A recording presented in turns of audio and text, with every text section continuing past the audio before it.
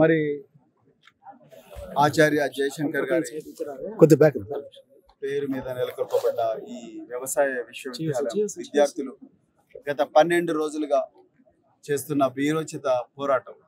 ఎందుకంటే ఈ యూనివర్సిటీకి చెందిన విలువైన 100 ఎకరాల భూమిని తెలంగాణ ప్రభుత్వం కొత్త హైకోర్టు భవన నిర్మాణానికి కేటాయించిందని జీవో 55 రిలీజ్ చేసినట్టుగా తెలిసి యూనివర్సిటీ విద్యార్థులందరూ కూడా గత 12 రోజుల నుంచి పోరాటం చేస్తున్నారు, శాంతియుతంగా ఎవరికి ఇబ్బంది కలిగించకుండా. కానీ దురదృష్టవశాత్తు ప్రభుత్వంలో ఉండే ఏ పెద్ద మనిషి కూడా వీళ్ళ బాధలు వినడం లేదు, ఈ చెట్ల బాధను వినడం లేదు, ఇందులో ఉండే మరి జీవాల బాధలు వినడం లేదు. ఇక్కడ ఉండే ఏదైతే బయోడైవర్సిటీ ఉన్నదో ఆ బయోడైవర్సిటీ గురించి ఎవ్వరు కూడా ఆలోచించడం లేదు. వాళ్ళకి ఎంతసేపు రియల్ ఎస్టేటు, ఎకరాల భూమి, లేకపోతే రియల్ ఎస్టేటు ఆ కంపెనీల బాధలే గుర్తుకొస్తున్నాయి తప్ప ఈ పేద విద్యార్థుల బాధలు గుర్తుకొస్తలేవు. అందుకొరకే మేము ఇవాళ బహుజన్ సమాజ్ పార్టీ తరఫున విద్యార్థులకు సంఘీభావంగా ఈ యూనివర్సిటీ నుండి ఈ హైకోర్టు బిల్డింగ్ వేరే చోటికి తరలించాలి, ప్రపోజ్డ్ హైకోర్టు బిల్డింగ్ వేరే చోటికి తరలించాలనే ఉద్దేశంతో ఈరోజు ఇక్కడికి మేము రావడం జరిగింది. బహుజన్ సమాజ్ పార్టీ తరఫున ఈ శాంతియుతంగా పోరాటం చేస్తున్న విద్యార్థులకు సంఘీభావంగా మేమందరం కూడా ఇక్కడికి రావడం జరిగింది. నిజంగా విద్యార్థుల బాధలు వర్ణనాతీతం. వాళ్ళు ఎంతో కష్టపడి దాదాపు 25 సంవత్సరాల నుండి మరి గొప్ప సైంటిస్టుల పర్యవేక్షణలో ఇక్కడ చాలా చక్కగా మరి అంతరించిపోతున్న వృక్షాలను రక్షిస్తూ, అంతరించిపోతున్న మూగజీవాలను రక్షిస్తూ గొప్ప పరిశోధనలు చేస్తూ తెలంగాణలో రైతాంగం అప్పులు లేకుండా ఎక్కువగా దిగుబడి వచ్చే వంగడాలను తయారు చేయాలని రాత్రింబవలు శ్రమిస్తున్న విద్యార్థులకు సంబంధించిన భూమిని ఒక్క జీవోతో వాళ్ళను ఏమాత్రం కన్సల్ట్ చేయకుండా, వాళ్ళ ప్రొఫెసర్లను కన్సల్ట్ చేయకుండా వాళ్ళ మెడ మీద కత్తి పెట్టి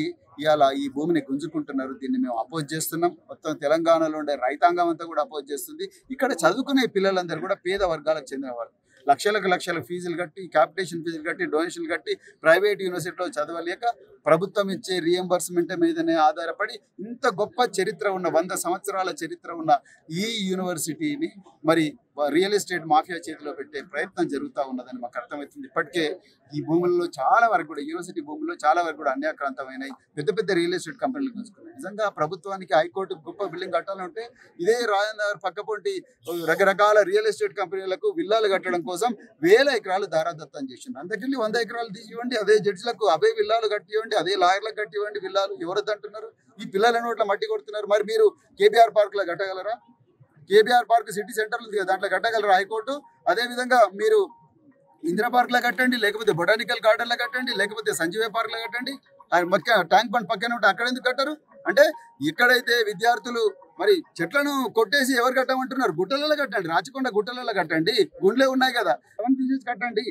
ఈ యూనివర్సిటీలో ఇన్ని ఇన్స్టిట్యూషన్స్ ఖతం చేసి, చెట్లను ఖతం చేసి, బయోడైవర్సిటీని ఖతం చేసి, విద్యార్థుల పరిశోధనలు చేయకుండా వాళ్ళ నోట్ల మట్టి కొట్టి వాళ్ళు మళ్ళీ రేపు పొద్దున నిరుద్యోగులుగా మారే కుట్ర జరుగుతున్నది. ఇక్కడ ఉండే 1000 ఎకరాల భూమిని రియల్ ఎస్టేట్ కంపెనీలకు జీవో 111 తీసేస్తామంటున్నారు. ఈ రియల్ ఎస్టేట్ కంపెనీలకు దారాదత్తం చేసి ఒక్కొక్క ఎకరానికి కోకా పెట్టినట్లయితే అమ్మిన 100 కోట్లకు, ఇది 200 కోట్ల రూపాయలకు అమ్మి వాళ్ళు డబ్బులు చేసుకోవడం కోసమే జరుగుతున్నది తప్ప విద్యార్థుల ప్రయోజనాల గురించి కాదు.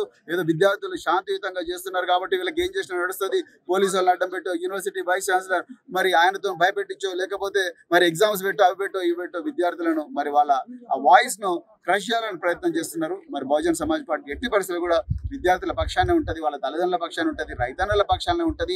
వాళ్లకు అన్యాయం జరుగుతున్నప్పుడు మాత్రం మేము ప్రేక్షక పాత్ర వహించము.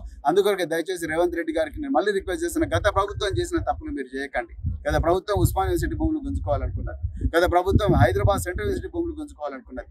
సో దాంట్లో వాళ్ళ విద్యార్థుల పర్మిషన్ లేకుండా, యూనివర్సిటీ ప్రొఫెసర్ల పర్మిషన్ లేకుండానే ఆ భూములన్నీ గుంజుకోవాలని ప్రయత్నం చేసిన ఆనాడు విద్యార్థులు తిరగబడ్డారు కాబట్టి దాగింది. ఇక్కడ కూడా ఎట్టి పరిస్థితుల్లో కూడా ఈ ప్రాంత ప్రజలు ఈ భూమిని ఒప్పుకోరు, ఈ విద్యార్థులు ఒప్పుకోరు, ప్రొఫెసర్లు ఒప్పుకోరు, బహుజన్ సమాజ్ పార్టీ ఒప్పుకోదు. మరి అన్ని పార్టీలు కూడా దీని మీద స్పందించాల్సిందిగా కూడా తెలంగాణలోని అన్ని రాజకీయ పార్టీలకు కూడా నేను పిలుపునిస్తూ మరి ఇంత శాంతియుతంగా ఈ పోరాటం చేస్తున్న విద్యార్థులందరినీ కూడా మనస్ఫూర్తిగా అభినందిస్తూ మరొకసారి ధన్యవాదాలు చెప్తున్నాను.